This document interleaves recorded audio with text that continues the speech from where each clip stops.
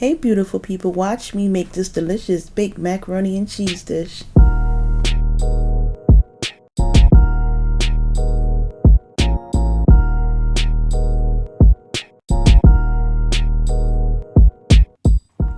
This video is brought to you and sponsored by Oils and Bars Soaps. Whether you need help for a healthy glow or to fight acne, Oils and Bars have you covered. And right now, you can pick any Oils and Bars soap for only $3. I buttered my pan and set it to the side, and I used my homemade vegetable broth to boil my pasta. My company was distracting me.